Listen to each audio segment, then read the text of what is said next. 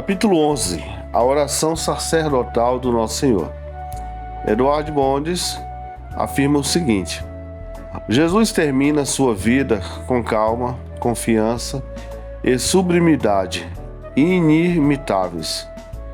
Eu te glorificarei na terra, completando a obra que me deste para fazer. João capítulo 17, versículo 4. Os anais da terra não contêm nada comparável a isso em real segurança e sublimidade. Que possamos alcançar nosso fim, assim, em suprema lealdade a Cristo. Passamos agora a considerar a oração sacerdotal de Jesus, como se encontra registrada no capítulo 17 do Evangelho de João. Obedecer ao Pai e permanecer no Pai. Isso pertence ao Filho e pertence a nós, como colaboradores de Cristo em sua tarefa divina da intercessão. Com quem o amor, com que ternura e de quem forma apaixonada ele ora os seus discípulos. João capítulo 17, versículo 9. Eu rogo por eles, não estou rogando pelo mundo. Que modelo de oração pelo povo de Deus? Pois o povo de Deus é a causa de Deus. A igreja de Deus é o reino de Deus. Ore pelo povo de Deus, por sua unidade, sua santificação e sua glorificação. Como a questão da unidade desse povo pesava sobre ele. Os muros de separação e alienação, os círculos interrompidos na família de Deus e as tribos eclesiásticas em guerra. Tudo isso o fere, o faz sangrar e sofrer ao ver tais divisões. Unidade. Esse é o grande fardo da notável oração sacerdotal. Que eles sejam um, assim como nós somos um. João capítulo 17, versículo 22. A unidade espiritual do povo de Deus. Essa é a herança da glória de Deus, que lhes transmitiu Cristo para a sua igreja. Em Cristo, em primeiro lugar. Nessa oração, Jesus ora por ele mesmo, não como o suplicante no Getsêmani, agora não em fraqueza, mas em força. Aqui não há pressão das trevas e do inferno, mas vai além do terrível interim. Ele pede para ser glorificado e que a sua glória exaltada glorifique o Pai. Sua sublime lealdade e fidelidade a Deus são declaradas. Aquela fidelidade a Deus que é a própria essência da oração intercessora. A vida dedicada. Ora, nossa lealdade inabalável a Deus são preces eloquentes a Ele. Permitem acesso e conferem confiança em nossa defesa. Essa oração é preciosa, mas suas paredes são inflexíveis. Que verdades duras e profundas, que mistérios insondáveis, que experiências ricas e profundas declarações estão envolvidas. João capítulo 17, versículo 3 está escrito: Essa é a vida eterna, que te conheçam, o único Deus verdadeiro, e a Jesus Cristo, a quem enviaste. Tudo o que tenho é teu, e tudo o que tens é meu, e eu tenho sido glorificado por meio deles. No verso 10. Eu fiz conhecer o teu nome, e continuarei a fazê-lo, a fim de que o amor que tens por mim esteja neles, e eu neles esteja. Verso 26. E agora, Pai, glorifica-me junto a ti, com a glória que eu tinha contigo antes que o mundo existisse. Verso 5. Vamos parar e nos perguntar: Nós temos vida eterna? Conhecemos Deus por experiência, conscientemente? Nós o conhecemos realmente e de forma pessoal? Conhecemos Jesus Cristo como uma pessoa e como Salvador pessoal? Nós o conhecemos com o coração e o conhecemos bem? Isso, apenas isso, é vida eterna. Jesus é glorificado em nós. Prossigamos nessa investigação pessoal. Nossa vida prova a divindade dele? É uma pergunta. E Jesus brilha ainda mais por nossa causa? Somos corpos opacos ou transparentes? Escurecemos ou refletimos sua luz pura? Mais uma vez perguntemos: buscamos a glória de Deus? Buscamos glória onde Cristo é buscado?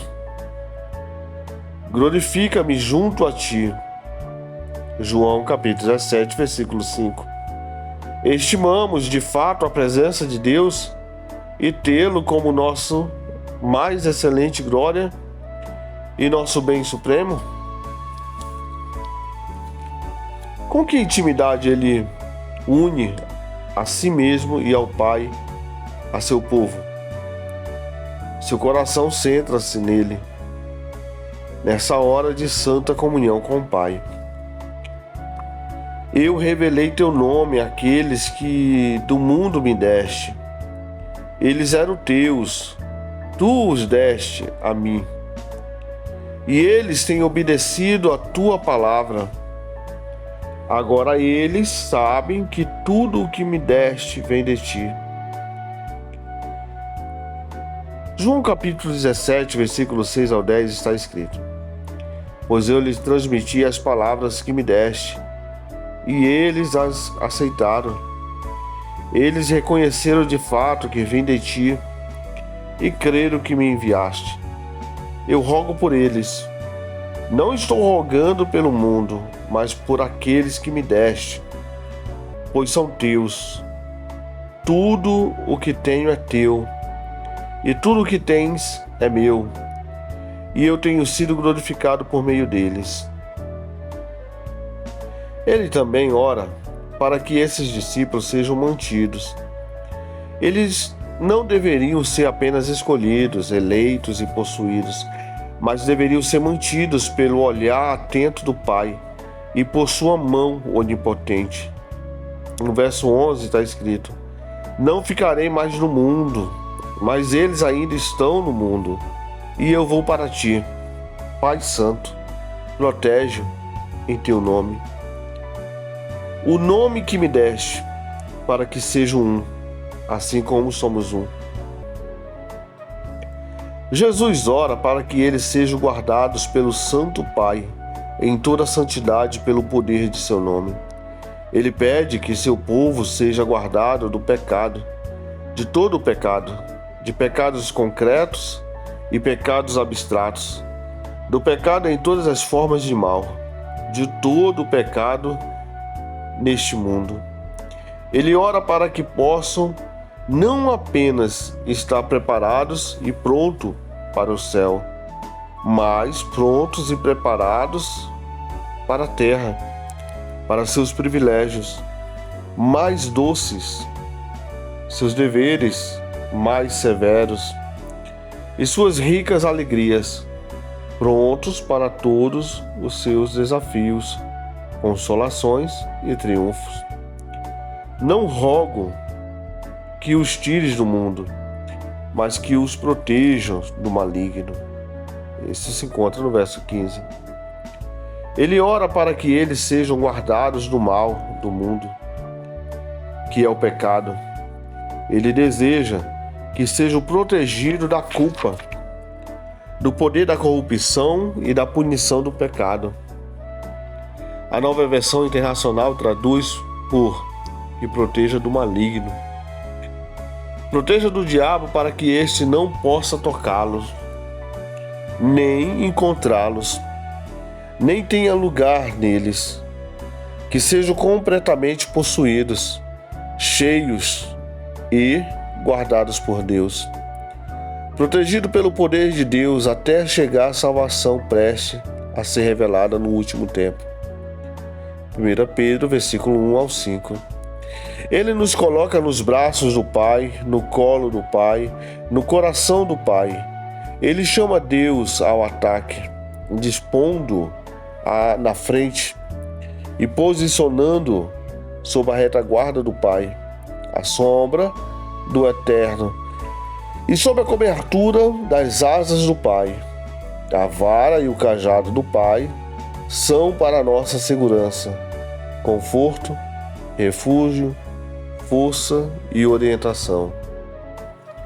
Os discípulos não deveriam ser tirados do mundo, mas guardados do mal que está nele.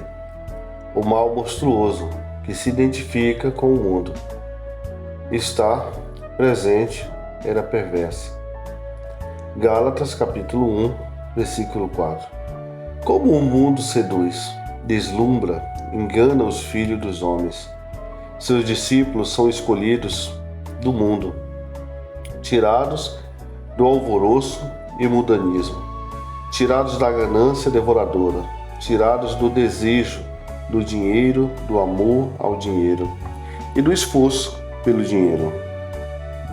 A terra atrai e prende como se fosse feita de ouro, não de terra, como se fosse coberta de diamantes, não com túmulos.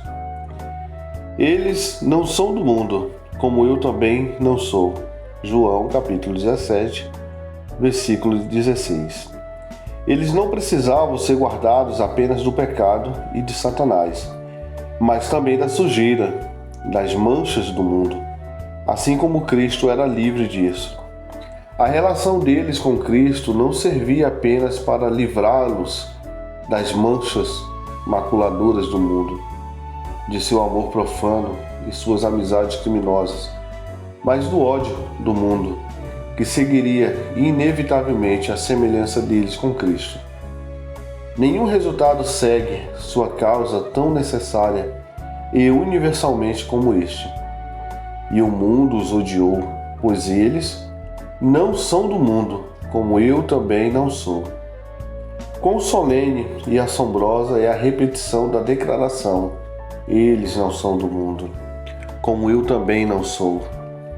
Decisiva, radical e eterna era a separação de Cristo do mundo. Decisiva, radical e eterna é a separação dos verdadeiros seguidores de Jesus com relação a este mundo. O mundo odeia os discípulos como odiou o Senhor e crucificará os discípulos assim como crucificou o Senhor deles. É pertinente a pergunta: temos a mesma separação do mundo que Cristo demonstrou ter? O mundo nos odeia como odiou o nosso Senhor? As palavras dele se cumprem em nós. Em João capítulo 15, versículo 18 ao 19 está escrito: se o mundo os odeia, tenha em mente que antes me odiou. Se vocês pertencem ao mundo, ele os amaria como se fosse dele. Todavia vocês não são do mundo, mas eu os escolhi, tirando-os do mundo. Por isso o mundo os odeia. Ele se apresenta perante nós claramente como o retrato de um cristão que não se compromete com o mundo. Eis nosso modelo imutável. Capítulo de João, capítulo 17, versículo 16, está escrito: eles não são do mundo, como eu também não sou. Portanto, devemos seguir esse modelo. A questão da unidade dos discípulos pesava sobre Jesus. Observe como ele chamou a atenção do Pai para isso. E veja como rogou por tal unidade em seus seguidores. Não ficarei mais no mundo, mas eles ainda estão no mundo. E eu vou para ti. Pai Santo, protege-os em teu nome, o nome que me deste, para que seja um, assim como somos um. João capítulo 17, versículo 11. Mais uma vez repete as mesmas palavras ao antever as grandes multidões que afluiriam a Ele com o passar das eras, para que todos sejam um, Pai, como Tu estás em mim e eu em Ti, que eles também estejam em nós, para que o mundo creia que Tu me enviaste. Deles a glória que me deste, para que eles sejam um, assim como nós somos um. João capítulo 17, versículo 21 a 23, está escrito: Eu neles e Tu em mim, que eles sejam levados à plena unidade, para que o mundo saiba que Tu me enviaste e o amaste, como igualmente me amaste. Observe como o coração dele estava focado na unidade. Que história vergonhosa e que anais sangrentos a falta de unidade tem escrito na Igreja de Deus. As paredes de separação, as alienações, as brechas no círculo da família de Deus, as tribos de homens guerreando e as devastadoras guerras patricidas. Ele olha adiante e vê como Cristo é machucado, como sangra e sofre novamente com todas essas coisas tristes no futuro. A unidade do povo de Deus deveria ser a herança da glória de Deus que lhes fora prometida. Divisão e lutas são o legado do diabo à igreja, um legado de fracasso, fraqueza, vergonha e aflição. A unidade do povo de Deus era para ser a credencial para o mundo da divindade e da missão de Cristo na terra. Perguntemo-nos com toda sinceridade: estamos orando por nossa unidade, assim como Cristo orou por ela? Estamos buscando a paz, a prosperidade, a glória, o poder e a divindade da causa de Deus que se encontra na unidade de seu povo? Voltando mais uma vez, observemos como Jesus se apresenta como o expoente e o padrão da separação do mundo, pela qual ora a favor de seus discípulos. Ele os envia ao mundo, assim como o Pai o enviara ao mundo. Ele espera que sejam e façam exatamente o que ele era e fazia pelo Pai. Ele buscou a santificação dos discípulos a fim de que fossem totalmente dedicados a Deus e purificados de todo pecado. Ele desejava que os discípulos tivessem uma vida santa e um serviço santo a Deus. Ele dedicou-se à morte para que seus discípulos dedicassem a vida a Deus.